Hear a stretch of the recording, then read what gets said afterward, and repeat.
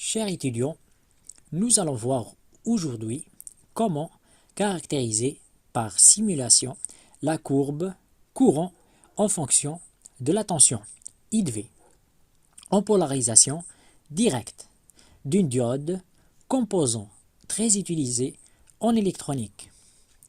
Pour ce faire, nous allons utiliser l'interface graphique Simulink et Simscape, propre au programme MATLAB. Simulink est un module ou extension dans MATLAB. De ce fait, nous devons premièrement lancer le programme MATLAB.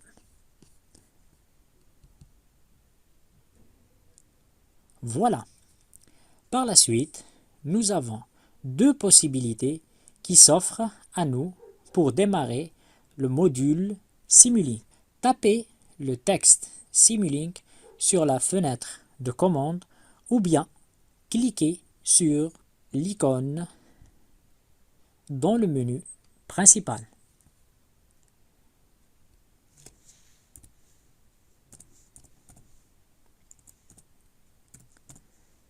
Nous allons utiliser l'icône Simulink.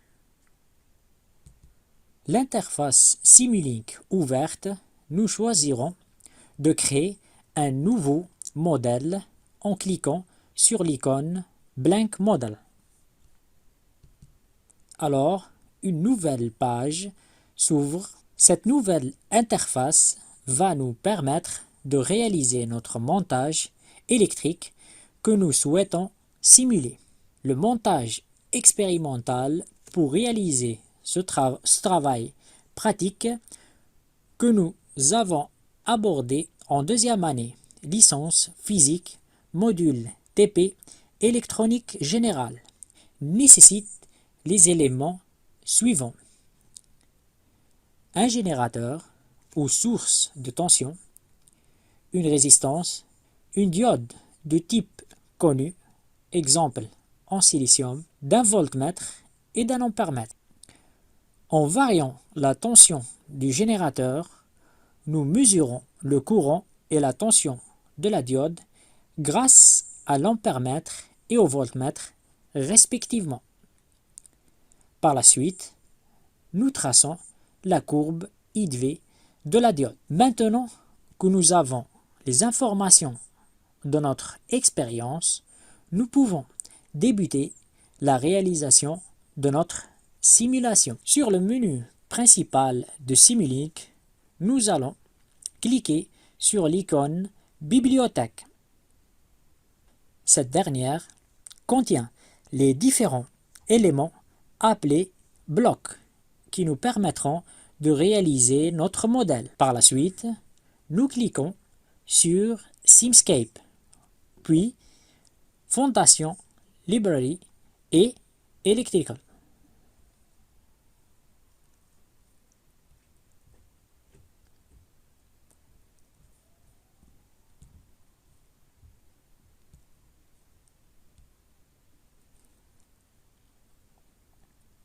Commençons par les éléments de notre circuit.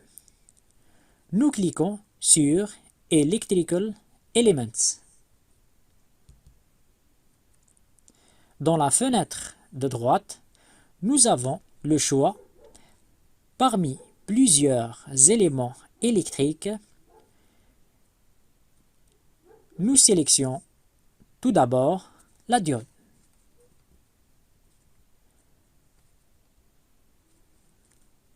Pour déposer notre élément dans notre modèle, il suffit de sélectionner le bloc et de le faire glisser sur notre modèle.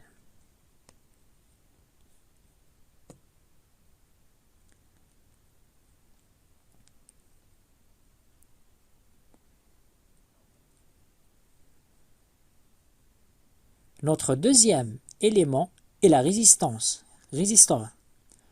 Nous pouvons changer la valeur d'un bloc si on le désire en double-cliquant dessus.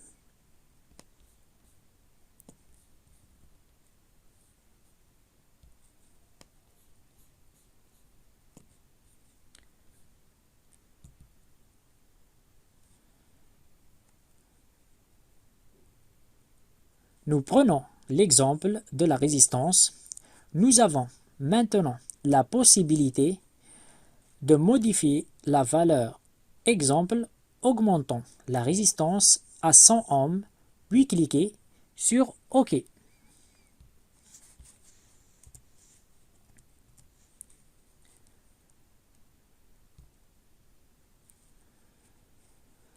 Maintenant que nous avons nos deux éléments dans notre modèle, nous passons au générateur ou source de tension. Ce dernier se trouve dans Electrical Source.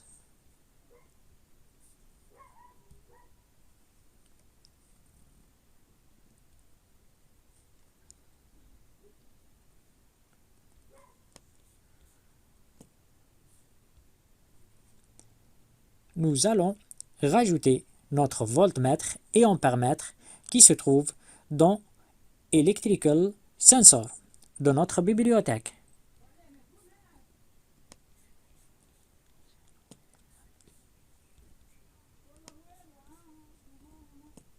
Par la suite, nous allons relier les éléments de notre circuit électrique,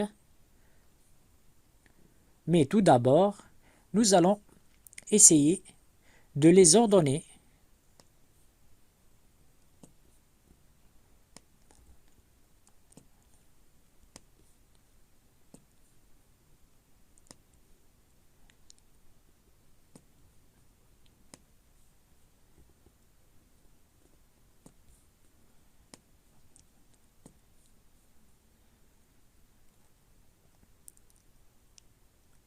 Il suffit d'approcher la souris de l'un des blocs. Cette dernière se transforme en un signal, plus nous indiquons l'emplacement de notre ligne.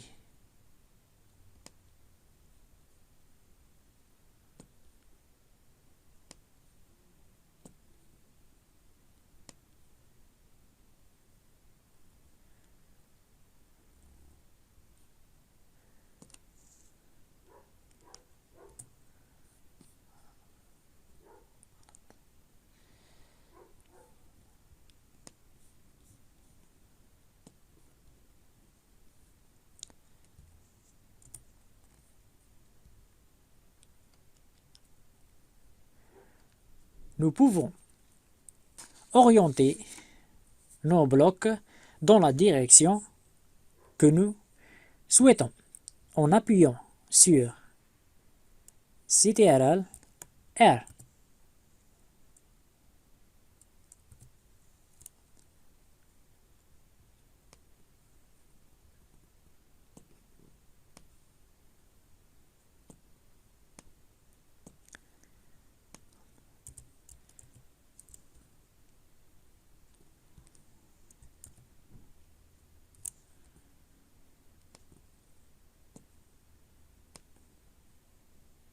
Maintenant que notre circuit est réalisé, nous devons rajouter des blocs nécessaires au fonctionnement de notre simulation. On revient donc vers la bibliothèque et nous commençons par le bloc mise à la terre, Electrical Reference.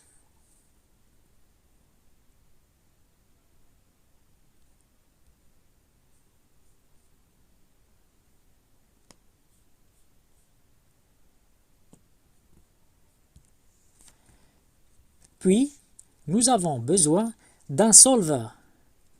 Pour notre modèle, nous sélectionnons le bloc Solver dans la bibliothèque dans Utilities, Solver Configuration.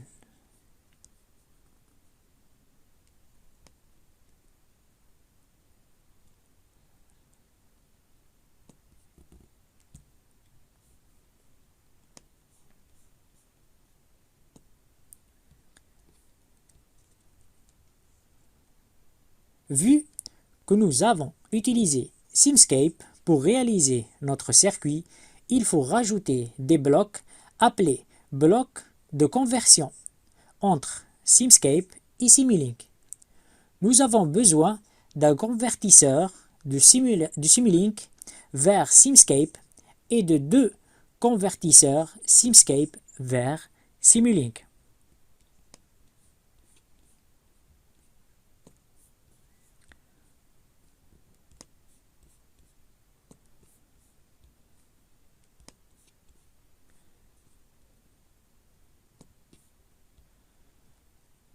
Un autre bloc très important qui nous permettra de réguler ou de varier la tension de notre générateur est le bloc ramp dans le menu source de notre bibliothèque.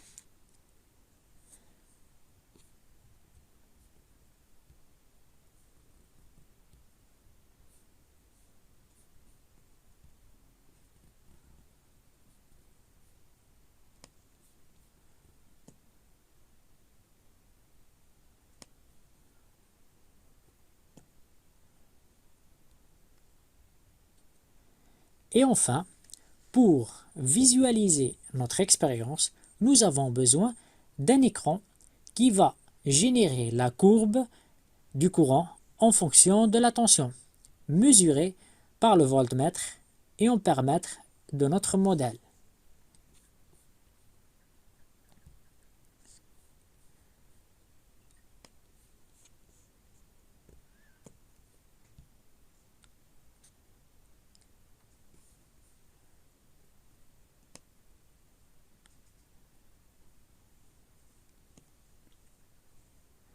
Vu que le bloc ramp est un bloc de Simulink, nous avons besoin d'un convertisseur Simulink vers Simscape.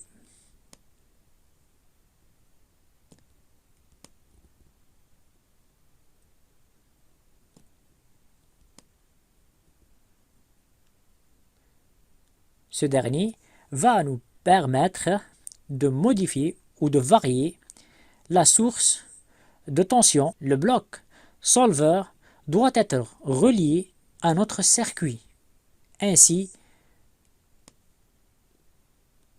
que notre référence. Maintenant, pour pouvoir visualiser les valeurs de la tension et du courant, nous avons besoin de relier chacun de voltmètre et de l'ampèremètre vers un convertisseur Simscape vers Simulink.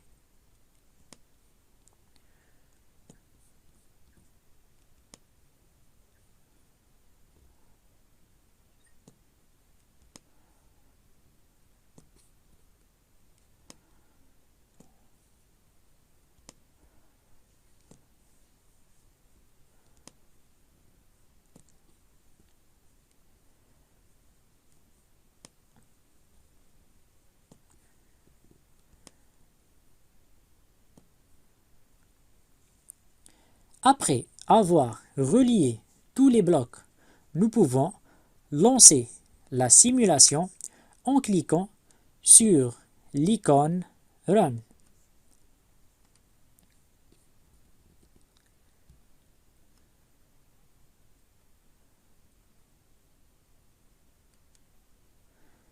Après un temps de calcul, nous obtenons la courbe du courant en fonction de la tension. Le graphe de la courbe s'affiche sur l'écran. Maintenant, nous pouvons ajuster les données XY afin d'obtenir une courbe plus claire et plus visible.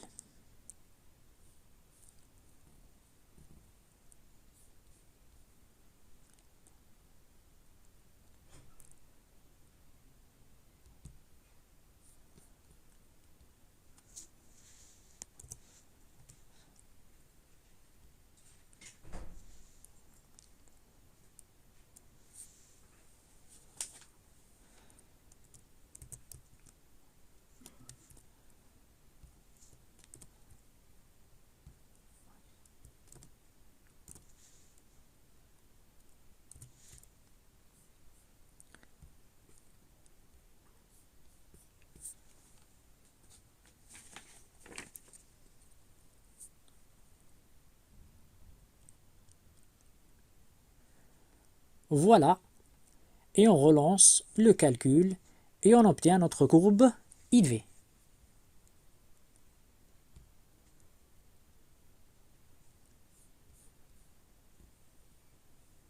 Nous remarquons que nous pouvons ajuster encore plus l'axe Y.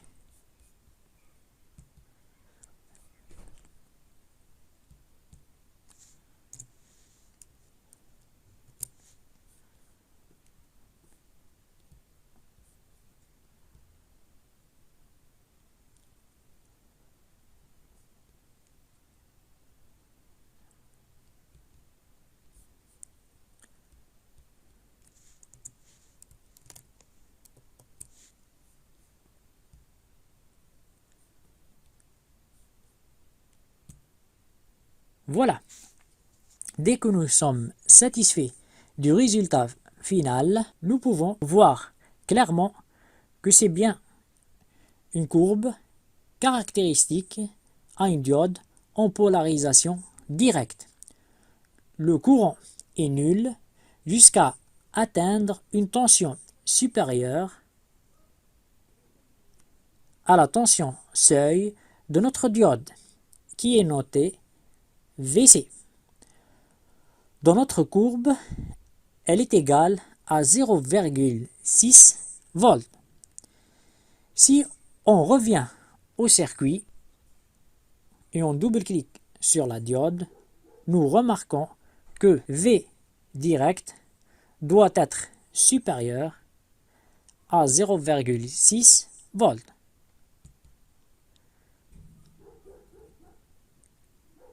Pour que la diode devienne passante. Ainsi, nous arrivons à la fin de notre présentation où nous avons appris à réaliser, grâce à MATLAB Simulink, un modèle capable de fournir des informations directes sur un composant électronique comme la diode en mode direct. Merci de votre attention.